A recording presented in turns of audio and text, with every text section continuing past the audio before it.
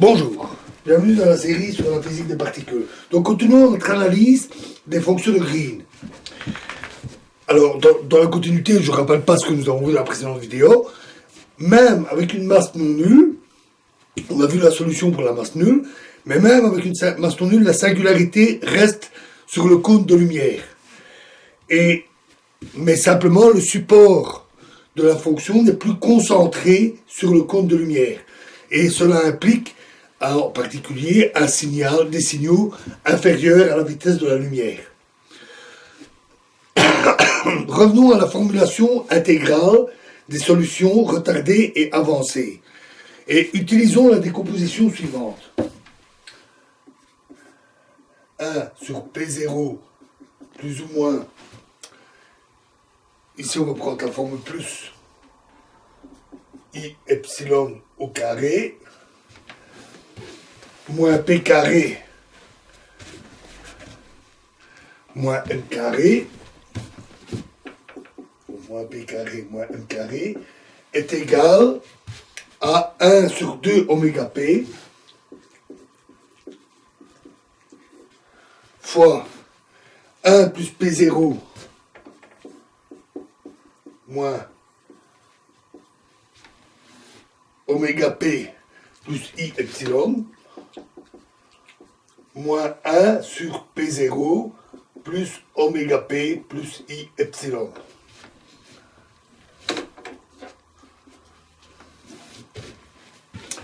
Où oméga P est la pulsation associée à l'impulsion classique, moins P carré, moins M carré. On peut alors plus facilement, avec cette forme-là, intégrer sur P0. Et on trouve comme résultat que G retardé, x moins x'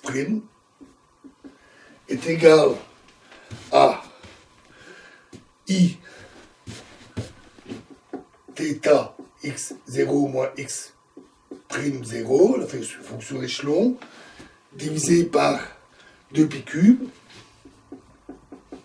2pi au cube, fois l'intégrale de d cube p sur 2 oméga p fois exponentielle de moins i oméga p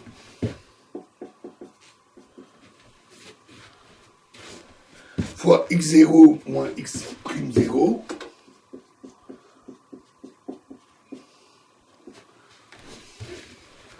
plus ip x moins x' plus la même exponentielle mais avec un plus pour le i oméga p. Alors pour interpréter cette solution, imaginons que le système est placé dans une très grande boîte, très grande, de taille L. Alors l'intégrale est remplacée par une somme avec P de la forme 2πn divisé par L, où n est un nombre entier. Donc les valeurs de P sont discrètes, mais très denses si la boîte est très grande. Le 1 sur 2pi au cube fois l'intégrale d cube P est remplacé par une somme sur n divisé par L cube. On a alors que G retardé, x moins x' est égal à Iθ x0 moins x'0 fois une somme des phi plus p de x fois phi star plus p de x aussi, je ne l'écris plus, moins somme des phi moins p phi star moins p, où la fonction phi plus ou moins p est égale à 1 sur L exposant 3/2 fois la racine de 2 oméga p fois l'exponentielle de plus ou moins i oméga p x0 plus ipx.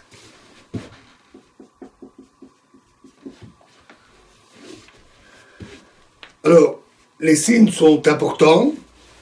Le signe plus ou moins lié à ceci donne le signe de la fréquence, les fréquences positives ou les fréquences négatives. Et du fait du signe ici, toutes ces fréquences sont propagées vers le futur. Pour G avancé, on a une solution analogue avec x et x' inversés. Donc ce sont toutes les fréquences positives et négatives qui se propagent vers le passé. Entre autres solutions, on définit aussi G-, G+, excusez-moi. G+ est défini par G retardé moins G avancé. Il est égal à I sur 2π³ fois l'intégrale de D4P fois E exposant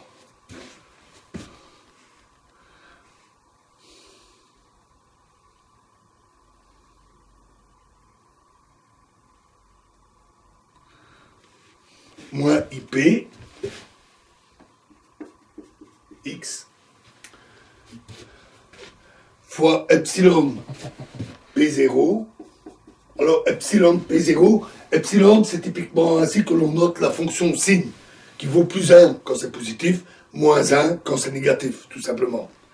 Fois delta P carré moins M carré. On peut encore résoudre ça en partie, moins I sur 2π³ fois l'intégrale, donc on intègre sur P0, d³ sur 2 oméga p fois E exposant moins I oméga p x 0, E oméga p x0 plus ou moins IPX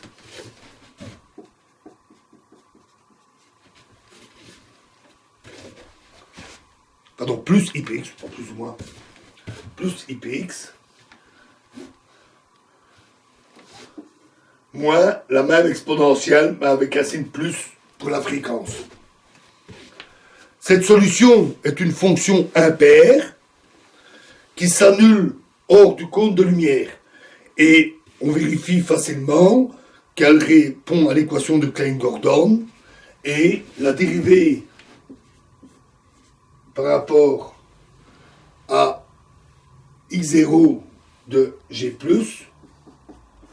concentré en x0 égale 0, donc sur le cône de lumière, est égal à delta cube x.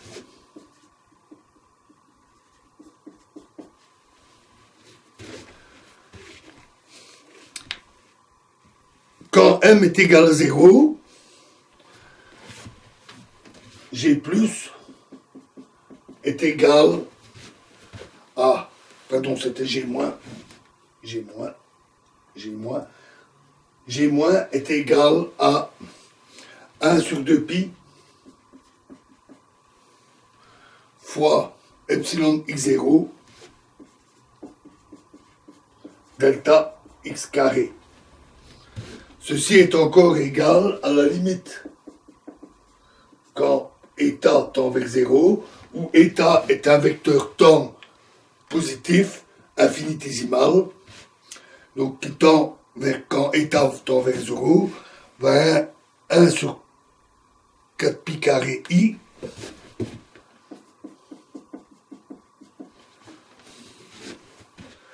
fois 1 sur x moins i état carré plus 1 sur x plus i état carré. On définit enfin une autre solution, la dernière solution, on en verra encore une après, particulièrement importante, g plus qui est égal à 1 demi g ret plus g avancé. Donc la somme pondérée des deux solutions que nous avons vues, et qui est une fonction paire, ou qui est égale à moins partie principale. La partie principale, en gros, c'est pour les distributions, c'est vous retirez les singularités, ce qui reste c'est la partie principale. Moins 2pi exposant 4 fois l'intégrale de d4p e exposant moins ipx fois 1 sur p carré moins m carré. C'est une fonction paire, solution de Klein-Gordon. Petit rappel pour les parties principales qui peut être utile quand on vérifie, quand on fait les calculs pour tout ça, c'est que 1 sur P0 moins oméga P plus ou moins I epsilon est égal à la partie principale de 1 sur P0 moins oméga P, moins ou plus